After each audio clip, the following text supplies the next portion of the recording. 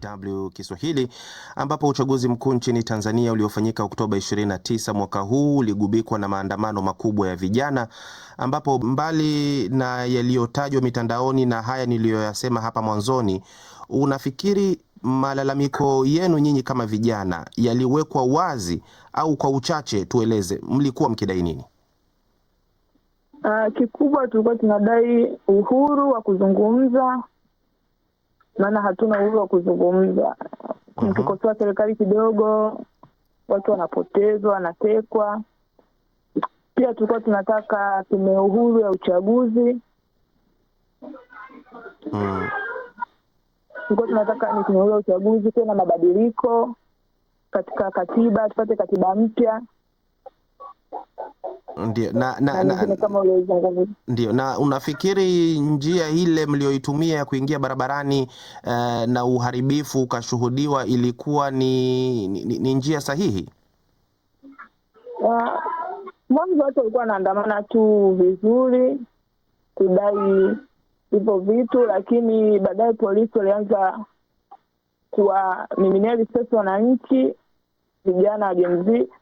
So vijana hapo ndio walipopata hasira na kuanza kufanya uharibifu kwa baadhi ya miundombinu ya serikali pamoja na watu wengine.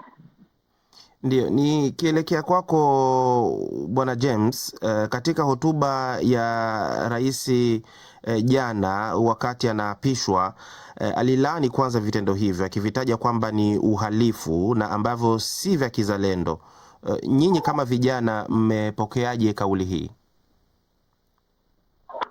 Kauli hiyo bado hatujaipokea vizuri, maana inaonesha bado dunia na Watanzania wote hawajawekwa wazi kuhusiana na kilichotokea. Kuna vifo, kuna waliojeruhiwa, lakini speech ya mkuu wa mkoa anasema hakuna mwananchi hata mmoja ambaye ameuawa. Kwa nilitegemea labda Madam President jana ile angetufariji kwa Watanzania walioumia, waliouawa, akatupa labda mapendekezo au faraja kwamba ni nini serikali sasa inafanya ili kurudisha amani yetu ambayo tumeizoea kwa siku zote. Mpaka sasa hakuna sheria yoyote wala usawa kwa upande wa hawa waliojeruhiwa, kwa upande wa hawa walioumizwa. Ni kama hakijatokea kitu hivi. Ndio, kwa hiyo Bwana James, lakini vile vile Rais Samia alitoa wito wa umoja na amani pamoja na kufanyika mazungumzo ili kudumisha utulivu na amani nchini Tanzania. Unadhani vijana wako tayari kuzingatia wito huu, Bwana James? Yaani kwa sasa kama Gen Z tunaona uwajibikaji kwa upande wa serikali ni mdogo. Maana tumekuwa tukiona hata wao viongozi wa juu wa serikali wanakutana wanapojaribu kufanya maridhiano, alafu mwisho wa siku hawatekelezi. Waliahidi kuturekebishia katiba yetu, uwajibikaji wa serikali, uhuru wa haki za wanaharakati, uchaguzi huru, lakini hatuoni hayo. Tunaona tu jina ndo limebadilishwa kuwa tume huru ya uchaguzi, lakini likija kwenye uwajibikaji hakuna chochote kinachofanyika. Kwa sisi kama Gen Z bado hatujaona, tofauti na kuongea, kwenye vitendo bado hatujaona. Ndio, nikielekea kwako Debora, kama ulivyomsikia hapo James, unafikiri sasa katika utawala huu wa miaka mitano ya Rais Samia ataweza kweli kuzingatia malalamiko haya ya vijana, au ndio tuseme kwamba yametupwa kapuni? Hapo tunaona kama yametupwa kapuni, kwa sababu tumeanza kulalamika toka kipindi miaka mitano alokuwepo madarakani, lakini hamna mabadiliko yoyote yanayotokea. Watu wanatekwa, wanapotezwa, lakini hamna chochote anachoongea wala anachosema. Kwa sidhani kama maongezi yatasaidia, kwa sababu watu wameshafanya sana maongezi na bado hamna kitendo chochote kinachofanyika. Ndio, na vijana mmejaribu kuingia barabarani lakini yameshuhudiwa yaliyotokea. Je, mna njia nyingine yoyote ya kuweza kuishinikiza serikali kusikiliza malalamiko yenu? Nadhani kwa sasa tutazika wenzetu kwanza waliofariki, tutaweka risaa, then tutaangalia tena mipango mingine mipya ya kurudi kushinikiza serikali itupe katiba mpya na vitu vingine. Kwa kutumia njia gani? Tukikaa upya tutaanza kupanga tena kama tutarudi tena na maandamano ya amani au tutaangalia pia mbinu nyingine ambazo tunaweza kutumia. Ndio. Nitarejea kwenu, lakini nielekee upande wa pili wa studio kwake Amina Abubakar. Je, wasikilizaji na wafuatiliaji wana maoni gani kuhusiana na hili? Maoni ni mengi Bakari. Kuna mmoja hapa ameandika, anasema haya ndio mambo waliokuwa wakiadai hawa Gen Z kule nchini Tanzania. Moja, uhuru wa watu kuishi. Pili, anasema utekaji ukomeshwe nchini Tanzania. Tatu, watu zaidi 2,000 waliopotea warudishwe.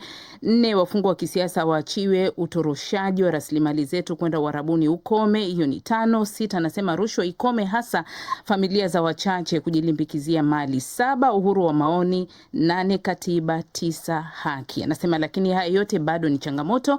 Mwingine anasema serikali hii haijali chochote kuhusu raia wake. Wengine hapa wanasema kwamba haya ndio madhaifu ya viongozi wetu. Sasa ni kwa nini hawataki kusikiliza vilio vya vijana mpaka kufikia hali hii ya watu kufa? Hii sijaipenda kabisa. Rais Samia ni lazima ajitafakari sana. Mwingine hapa anasema Gen Z tunacheza ngoma tusiyojua mpigaji wake ni nani. Hapa ametuachia tutafakari wenyewe anacho maanisha Bakari. Na mwingine hapa anauliza, je, wanapanga kufanya nini baada ya vilio vyao kutosikika ama matakwa yao kutosikika na serikali? Nadhani hilo ndio swali la mwisho lilouliza kijana hapo na kidogo amejibu. Akasema kwamba watajipanga.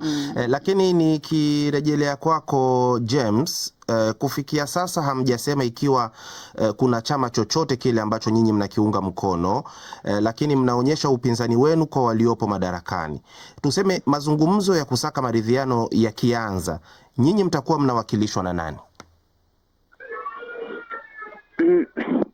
Kwa mpaka sasa tunakosa wawakilishi wetu kama wananchi wa kawaida. Maana viongozi ambao tunakuwa tunawataka kutokana na sera zilizopo za uchaguzi zinakuwa zinawaengua kwa sababu ambazo hazina mashiko. Ndio maana tunachagua njia ya maandamano ili tufikishe ujumbe wetu kwa hawa viongozi wetu. Tunataka tuwe na tume huru ya uchaguzi ili tukimchagua kiongozi tunayemwamini akatuwakilishe huko kwenye ngazi husika. Kwa sasa hivi sisi kama vijana bado hatuna wawakilishi. Maana viongozi ambao wamechaguliwa ni wale ambao serikali ina manufaa nao. Kwa sisi kama vijana tunapambana ili kuona namna gani tunatoka tena barabarani kufikisha ujumbe wetu ili waweze kufanyia kazi. Ndio. Kwa hiyo wewe mtazamo wako ni kwamba ijapokuwa madhara haya yameshuhudiwa wakati wa maandamano hayo yaliyopita, bado mnaona kwamba hakuna njia nyingine isipokuwa kurudi barabarani? Hakuna njia nyingine, maana mpaka sasa hakuna wajibikaji wa serikali, hakuna taarifa ya uwazi, hakuna hatua iliyochukuliwa. Tunaona bado tunayo nafasi tena ya kurudi barabarani kupeleka ujumbe wetu kwa hawa viongozi wetu. Ndio. Niwape swali la mwisho ambalo nitapenda nyote muweze kulijibu. Nianze na wewe Debora. Ujumbe wako kwa viongozi waliopo madarakani ni upi? Ujumbe wangu mimi naomba watusikilize. Tunachohitaji tupate tume huru ya uchaguzi, wafanye mabadiliko ya katiba ili kila mtu awe huru. Tuwe huru pia kuongea, yani tuwe huru kama ni ukosoaji tunakosoa serikali wanapokosea, watusikilize, sio wanapoteza watu wanaokosea serikali. Watusikilize kwenye hayo mahitaji yote tunayohitaji. Watusikiliza na kutendea kazi, haya mengine yote hayatotokea, ila kwa sababu hawatendei kazi maana haya mengine yanatokea. Na kama sasa hivi mauaji yametokea, watu wamekufa, tumeshuhudia, lakini mpaka sasa hivi hamna taarifa yoyote tuliopokea kuhusu watu waliofariki. Mkienda mochwari wapi mlipeleka maiti mara msizione. Kwa hiyo watusikilize sisi vijana. Ndio. Na James, ujumbe wako kwa viongozi? Serikali itusikilize sisi vijana, tusikilize sisi wananchi wake. Sisi ni taifa ambalo tunatawaliwa na katiba na sheria. Kila mwananchi ana haki ya kuishi, kila mwananchi ana haki ya kushiriki shughuli za kisiasa. Sasa inapofikia mahali mwananchi akitoa maoni yake anahofia usalama wa maisha yake, kidogo inakuwa inatutatiza. Waweke haki sawa, iwe upande wa watawala au upande huu ambao hawana chama au hata upande wa upinzani. Kila mtu atoe, ili mradi havunji sheria za nchi.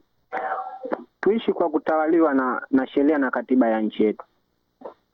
Shukran sana James na Debora kwa kushiriki mjadala wetu leo, ambapo tulikuwa tunaangazia hayo malalamiko ya vijana walioandamana huko nchini Tanzania. Shukran Amina Abubakar kwa maoni ya wasikilizaji na wafuatiliaji wetu. Tunakomea hapa kwa sasa na tunakamilisha mjadala wetu, lakini matangazo yetu bado yanaendelea, na sasa ni wakati wa kipindi cha Jukwaa Ulipendalo la Manufaa.